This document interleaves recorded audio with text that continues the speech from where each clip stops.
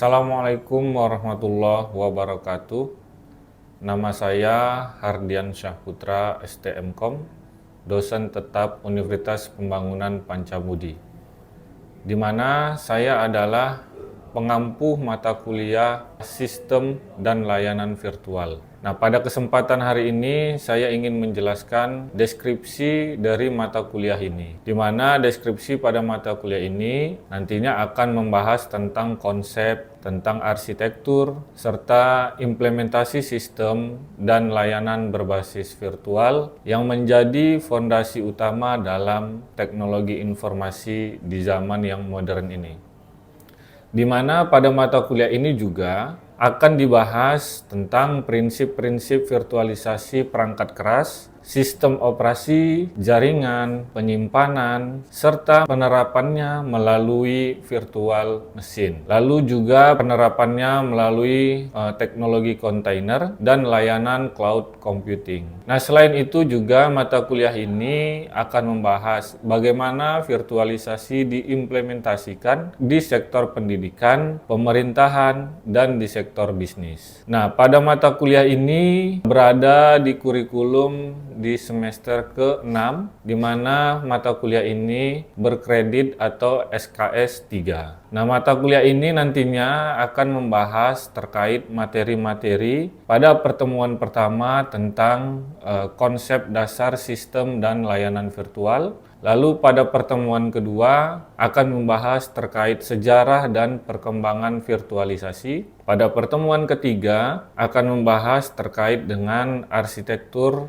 sistem virtual. Pada pertemuan keempat akan membahas terkait dengan teknologi virtualisasi. Pada pertemuan kelima akan membahas terkait dengan konsep virtualisasi dalam jaringan dan penyimpanan. Pada pertemuan keenam akan membahas terkait dengan konsep penyimpanan virtual. Pada pertemuan ketujuh akan melakukan instalasi software virtualisasinya, dan pada pertemuan ke-8 akan melakukan evaluasi pembelajaran dari pertemuan 1 sampai pertemuan 7 melalui ujian tertulis yang namanya ujian tengah semester. Selanjutnya pada pertemuan ke-9 akan membahas terkait dengan materi layanan cloud computing. Lalu pada pertemuan ke-10 akan membahas terkait dengan manajemen dan monitoring layanan virtual. Pada pertemuan ke-11 akan membahas terkait dengan keamanan dan monitoring sistem virtual. Pada pertemuan ke-12 akan membahas terkait dengan virtualisasi dalam praktik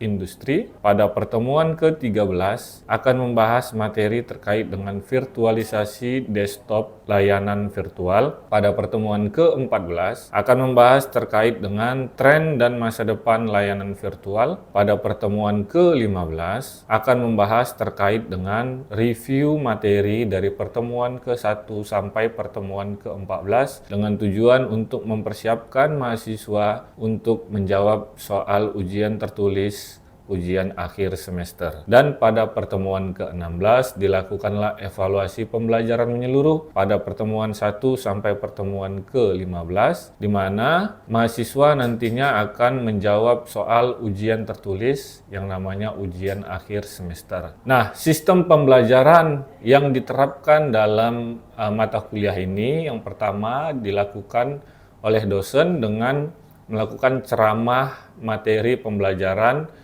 pada setiap pertemuannya. Selanjutnya, pada sesi berikutnya, setiap pertemuan akan dilakukan diskusi untuk melihat kemampuan mahasiswa dalam menerima materi yang sudah dijelaskan oleh dosen.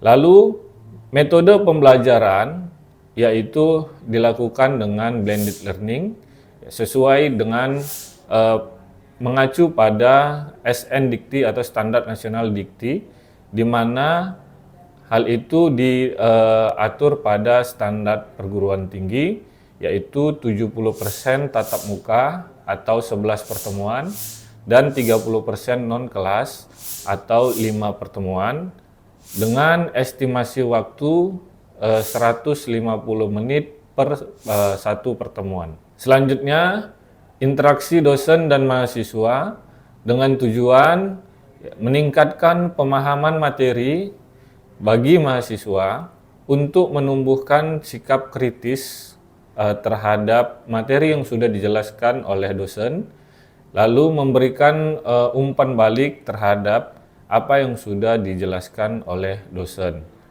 Selanjutnya, sistem penilaian akhir yang akan dilakukan pada akhir semester yang pertama yaitu menilai dari sikap atau kehadiran mahasiswa sebesar 10%, di mana pada setiap pertemuannya itu dilakukan persentase 0,6%. Lalu dilakukan penilaian terhadap tugas sebesar 10%. Selanjutnya dilakukan penilaian terhadap kuis 10%, dilakukan penilaian terhadap ujian tertulis yaitu ujian tengah semester sebesar 30%, dan dilakukan penilaian akhir ujian tertulis ujian akhir semester sebesar 40%, di mana total keseluruhannya adalah sebesar 100% dan kemampuan akhir yang dilihat oleh mahasiswa nantinya. Nah, salah satu contoh cuplikan perkuliahan yang akan saya bawakan pada pertemuan ke-12, di mana mata kuliah tersebut dengan materi virtualisasi dalam praktik industri. Maka dari itu, setelah penjelasan ini akan kita lihat pertemuan tersebut. Terima kasih. Assalamualaikum warahmatullahi wabarakatuh. Ya, terima kasih kepada seluruh mahasiswa yang sudah berhadir hari ini, di mana mata kuliah yang sudah kita lalui bersama, yaitu mata kuliah sistem layanan atau sistem layanan virtual. Ya, jadi sebelum kita melakukan atau membahas materi, ada baiknya kita memulai dengan membaca doa sesuai agama dan kepercayaan masing-masing. Oke, doa dimulai.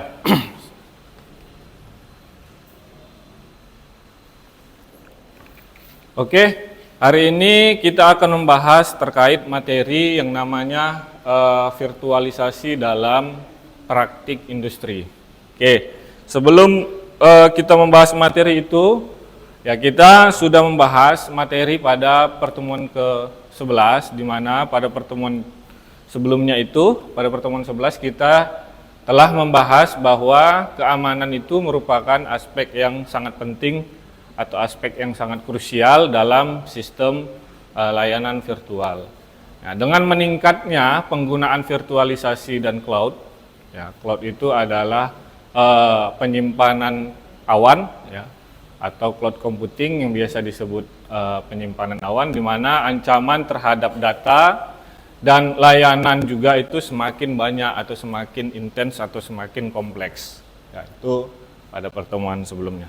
Nah, capaian pembelajaran yang kita harapkan pada pertemuan ini, di mana kalian sebagai mahasiswa nantinya mampu memahami bagaimana nanti studi kasus penerapan virtualisasi di dunia kerja, lalu mahasiswa mampu memahami virtualisasi di sektor pendidikan, di sektor pemerintahan, dan di sektor bisnis. Kalian juga nanti akan memahami efisiensi biaya dan skalabilitas dari sistem virtual, dan kalian juga nanti akan mampu mengerjakan tugas pada akhir materi. Oke, ini adalah referensi-referensi yang kita pelajari, yang akan kita ambil dari materi tersebut, di mana referensi itu dari si Wulan, si Hadita, si Fauzi, Fitriani, Astriani, dan Cahyani, yang dipublikasikan pada tahun 2024, di mana judul penelitiannya tinjauan ancaman dan resiko pada sistem keamanan Internet of Things atau IoT berbasis cloud computing dalam penggunaan e-commerce dan rencana strategi.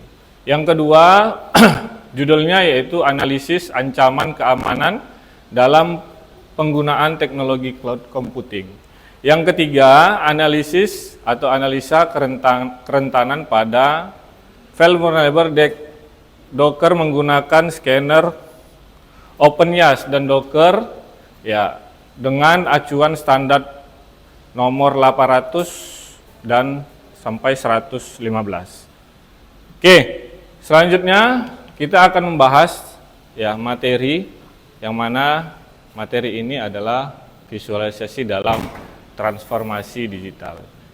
Nah, visualisasi itu adalah proses pembuatan versi virtual. Jadi ini adalah yang meringankan beban kerja dari sistem yang biasanya ya aplikasi-aplikasi yang kita buat itu menggunakan perangkat keras. Jadi ini adalah pembuatan versi virtualnya ya seperti perangkat keras. Ya, jadi kalau penyimpanan sistem yang kita buat itu biasanya itu menggunakan penyimpanan yang menggunakan perangkat keras seperti PC dan lain-lain. Lalu dia juga seperti sistem operasi, dia juga mempunyai penyimpanan, dia juga mempunyai sumber daya jaringannya.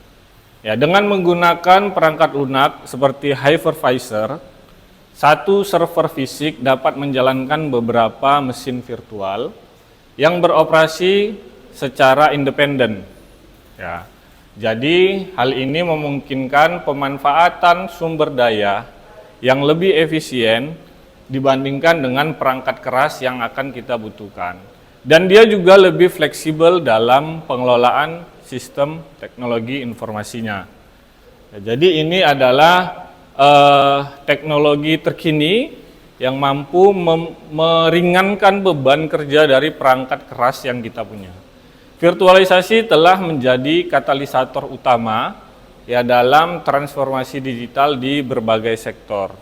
Mulai dari sektor pendidikan, sektor pemerintahan dan juga sektor bisnis.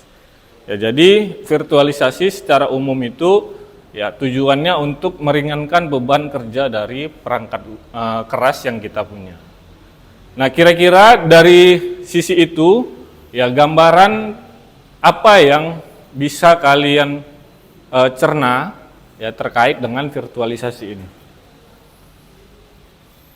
Ya, kira-kira apa virtualisasi yang bisa kalian tangkap di awal dulu? Ya, misalnya apakah dia mempunyai perangkat kerasnya juga? Apakah dia dalam bentuk awan? Apakah dalam bentuk apa yang kalian gambarkan kira-kira? Ya, pernah mendengar virtualisasi, bahasa virtual ya, pernah ya. Misalnya kita nanti pembelajaran secara virtual ya, apa secara virtual itu apa maksudnya? Berarti secara daring di dalam jaringan. Nah, virtualisasi itu juga mempunyai sumber daya jaringan. Oke, lanjut. Nah, jenis-jenis dari virtualisasi dalam industri yang pertama yaitu virtualisasi server. Ya, virtualisasi server ini di mana dia menggabungkan ya beberapa server fisik ya menjadi satu server virtual untuk mengurai pembiayaan perangkat keras dan meningkatkan efisiensi operasional. Jadi tujuan dari virtualisasi server ini ya, tujuannya adalah di mana menggabungkan server fisik menjadi satu server. Jadi misalnya server yang ada di Universitas Pembangunan Pancabudi ada 10. Nah, semua aplikasi-aplikasi yang digunakan di dalam Universitas Pembangunan Pancabudi ini masuk ke dalam satu server yang sama. Ya, bisa dia menggunakan Google Cloud, bisa menggunakan Microsoft Cloud, ya, bisa menggunakan Amazon Cloud dan lain-lainnya. Ini tujuannya. Dan tujuan lainnya mengurangi biaya perangkat kerasnya. Ya, mengurangi biaya perangkat keras itu misalnya pemeliharaan perangkat kerasnya itu sendiri. Ya, mempunyai operasional atau biaya yang sangat besar. Sedangkan kita langsung menggunakan cloud, ya, virtualisasi server itu sangat efisien sebenarnya. Lalu yang kedua, virtualisasi jaringan, di mana dia itu menciptakan jaringan virtual yang memungkinkan pengelolaan dan konfigurasi jaringan secara fleksibel tanpa ketergantungan perangkat keras fisiknya. Jadi dia tujuannya itu ya memungkinkan dalam proses pengelolaan dan konfigurasinya itu, yaitu virtualisasi jaringan. Nah, virtualisasi penyimpanan. Nah, virtualisasi penyimpanan ini menggabungkan beberapa perangkat fisiknya atau perangkat penyimpanan fisiknya yang menjadi satu penyimpanan virtual yang mudah dikelola dan mudah diakses. Sedangkan virtualisasi desktop dan aplikasinya memungkinkan akses desktop dari berbagai perangkat yang menjalankan aplikasi dalam lingkungan virtual terisolasi untuk kompatibilitas platformnya. Jadi ini bisa kita gunakan dalam desktop dan aplikasi. Jadi saat ini Sistem Informasi Akademik Universitas Pembangunan Pancabudi juga sudah transisi ke industri virtualisasi. Ya, di mana sistem informasi akademik transisi dalam penggunaan cloud computing, di mana penyimpanan sudah menggunakan Google Cloud. Oke, lanjut. Virtualisasi di sektor pendidikan, di mana di sektor pendidikan ini pembelajaran jarak jauh itu sangat mungkin digunakan. Jadi ada beberapa universitas, ada beberapa sekolah yang saat ini menggunakan pembelajaran jarak jauh. Ya, termasuk juga Universitas Telkom di Kabupaten Bandung menggunakan pembelajaran jarak jauh. Nah, platform seperti Learning Management System dan aplikasi pembelajaran berbasis cloud itu sangat memungkinkan untuk mengakses materi ajar secara fleksibel dan interaktif. Ya, contohnya penggunaan AWS Education untuk menciptakan lingkungan pembelajaran digital yang efektif. Jadi, sebenarnya ini sudah banyak digunakan oleh beberapa institusi pendidikan. Hanya saja mungkin beberapa di antara kalian itu belum familiar dengan pembelajaran jarak jauh. Lalu yang kedua, penguatan infrastruktur digital, di mana peningkatan akses internet ke sekolah-sekolah, terutama di daerah terpencil melalui ekspansi jaringan fiber optik dan satelit seperti Starlink ataupun Palaparing. Pernah dengar ini? Ya, Starlink ini punya siapa? Elon Musk. Palaparing ya punya Indonesia, di mana ya distruksi dari perangkat digital itu untuk sekolah-sekolah yang masih minim teknologi. Ya, kemarin Elon Musk juga menyampaikan bahwa dia akan mendistribusikan infrastruktur digital melalui perangkat jaringan ke pedesaan-pedesaan, dan itu sudah disampaikan di beberapa media ternama. Yang ketiga, digitalisasi kurikulum, di mana pengembangan konten pembelajaran berbasis digital seperti e-book, seperti video interaktif, dan simulasi virtual reality ataupun augmented reality, ya, di mana integrasi teknologi AI dalam pembelajaran untuk personalisasi pengalaman belajar bagi siswa. Nah, ini saat ini kita sudah ada e-book di perpustakaan digital kita. Ya, silakan coba sekali-sekali kalian berkunjung ke perpustakaan. Ada yang pernah berkunjung ke perpustakaan? Belum ya? Cobalah berkunjung. Jadi kan kalau kata kata pahlawan dulu ya, semakin banyak membaca, semakin luaslah wawasan kita. Gitu. Jadi cobalah membaca. Apalagi sudah ada electronic book, di mana kita bisa membaca buku-buku secara elektronik sambil mungkin rebahannya, sambil mungkin santai, sambil mungkin ngopi gitu. Oke, nah peningkatan kompetensi digital guru. Nah, di mana ini sangat dibutuhkan dalam dunia pendidikan untuk melakukan pelatihan dan sertifikasi digital. Nah, pelatihan dan sertifikasi digital ini dilakukan dengan program pelatihan bagi guru ya agar lebih mahir dalam menggunakan teknologi pembelajaran modern dan platform virtual dalam kelas. Ada yang guru di sini? Ada yang guru? Enggak? Ya mengajar di les, tentor gitu. Ada, Cindy. Nah, apakah Cindy pada pengaplikasiannya sudah menggunakan teknologi dalam pembelajaran modern? Sudah ya, sudah ada ya. Misal menggunakan teknologi apa? Oh, oke. Untuk pembelajarannya bisa virtual ya? Bisa. Terus kalau untuk misalnya siswa namanya itu student, siswa. Nah, siswanya misalnya mau mengakses pembelajaran yang tadi secara langsung itu, apakah dia bisa melihat di misalnya ada teknologi seperti website atau apa yang disediakan oleh OADA. Oke, berarti dalam hal ini pelatihan untuk sertifikasi untuk teknologi pembelajaran modern ini untuk Cindy sebenarnya sudah memahami ya. Makanya saat ini Cindy mengambil mengambil program studi teknologi informasi. Ya mungkin untuk tugas akhirnya akan mengarah ke sana ya, tempat kerja itu ya. Oke, selanjutnya komunitas online pendidikan, di mana ya pembuatan komunitas online untuk tenaga pendidik agar bisa berbagi praktik terbaik dalam pembelajaran digital dan penggunaan teknologi virtualisasi.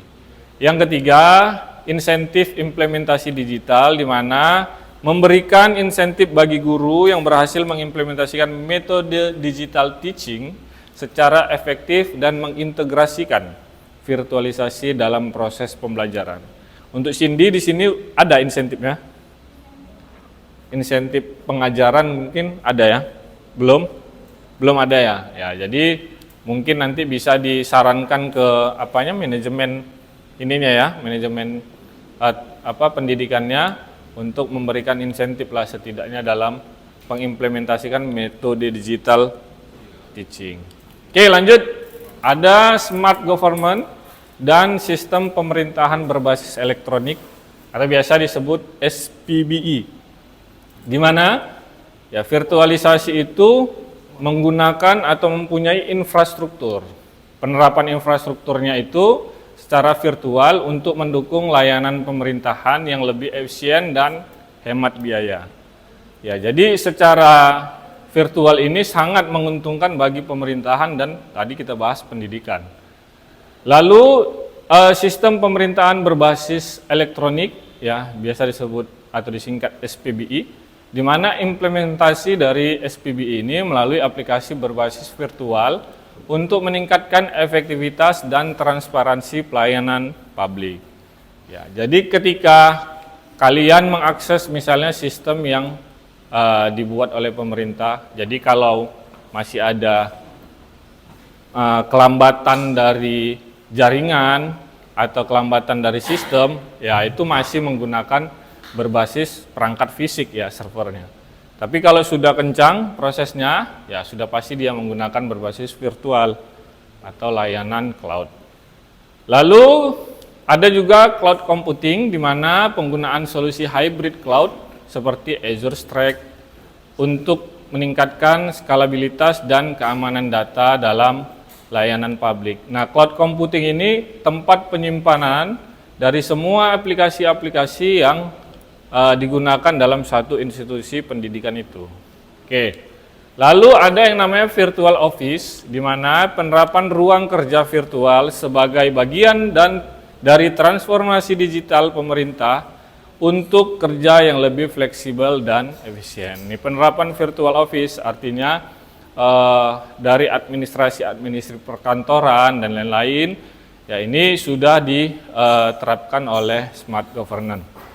Selanjutnya, virtualisasi di sektor bisnis itu ada 4. Yang pertama, keunggulan kompetitif ya dalam meningkatkan agilitas dan inovasi bisnis. Yang kedua, keamanan data yang lebih baik, di mana dia akan mengisolasi data dan mengaplikasikannya di lingkungan virtual. Jadi mereka lah yang akan berbagi data dan saling mengamankan di dalam lingkungan virtual itu.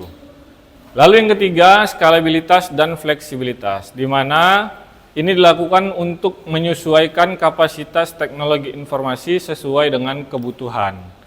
Jadi di dalam teknologi virtualisasi itu juga ada batasan dari penyimpanan atau kapasitas yang diberikan oleh penyedia yang namanya Google, Microsoft ataupun Amazon. Ya, jadi mereka memberikan batasan dengan sesuai dengan spesifikasi dari pengguna yang akan menggunakan virtualisasi ini. Dan itu berkaitan dengan pembiayaan juga. Semakin besar pula biaya yang diberikan. Lalu yang terakhir yaitu efisiensi biaya. Nah, dalam hal ini berkaitan dengan skalabilitas dan fleksibilitas. Nah, efisiensi biaya ini pengurangan investasi perangkat keras. Nah, dari sisi perangkat keras kita bisa mengurangi, tapi dari sisi skalabilitas kita akan menyesuaikan dengan kebutuhan yang kita gunakan. Nah, manfaat dari pemulihan bencana dengan virtualisasi. Yang pertama yaitu melakukan backup data secara otomatis. Ya, di mana ya sistem virtualisasi memungkinkan backup data secara otomatis dan terjadwal yang mengurangi resiko kehilangan data ya akibat kegagalan sistem atau bencana alam. Ya, ini sangat mungkin terjadi. Lalu replikasi virtual mesin, di mana kemampuan untuk mereplikasikan mesin virtual secara real time ke lokasi yang kedua atau yang kesekunder, memastikan ketersediaan sistem yang tinggi, ya bahkan saat terjadi gangguan. Lalu bisa melakukan pemulihan secara cepat, di mana dengan virtualisasi ini data aplikasi yang tadi sebelumnya kita jelaskan dapat dipulihkan dengan cepat. Ya, dari snapshot atau image yang tersimpan, meminimalkan waktu henti dan memastikan kelangsungan bisnis. Jadi ini banyak manfaat yang bisa digunakan dalam virtualisasi ketika terjadi bencana. Nah, keamanan dalam lingkungan virtual ini yang pertama ada enkripsi end-to-end, di mana melakukan perlindungan data secara sensitif. Nah, ini pernah juga kan kalian lihat di WhatsApp ya? Ya, ada enkripsi end-to-end. Lalu yang kedua yaitu isolasi lingkungan. Ya, ini dilakukan dengan pemisahan aplikasi. Lalu yang ketiga kontrol dari akses yang berlapis, di mana melakukan manajemen yang sangat ketat. Ya, jadi manajemen identitas itu sangat perlu. Ya, karena ini semua data-data ya bisa diakses oleh orang-orang yang tidak bertanggung jawab. Lalu yang terakhir yaitu monitoring berkelanjutan, di mana bisa melakukan deteksi ancaman secara real time. Ya, jadi di dalam cloud itu bisa kita melakukan monitoring terhadap ancaman-ancaman yang memungkinkan mereka bisa menembus dari layanan virtual yang sudah tersedia. Ya, pada umumnya keamanan-keamanan yang sudah disediakan oleh Google Cloud, yang sudah disediakan oleh Microsoft itu sudah lumayan baik untuk dari sisi keamanan. Ada pertanyaan dari sini? Ya, dari pembahasan-pembahasan yang kita lakukan. Jadi secara gambaran sudah tahu ya, virtualisasi itu adalah layanan cloud computing di mana itu sudah tersedia dari penyimpanan aplikasi, ya penyimpanan biaya dan segala macam yang tadi kita bahas. Oke, kalau tidak ada yang ingin ditanya, ya mungkin sampai di sini aja pertemuan kita hari ini. Terima kasih untuk seluruhnya, semoga ada manfaat. Wabillahi taufik wal hidayah. Wassalamualaikum warahmatullahi wabarakatuh.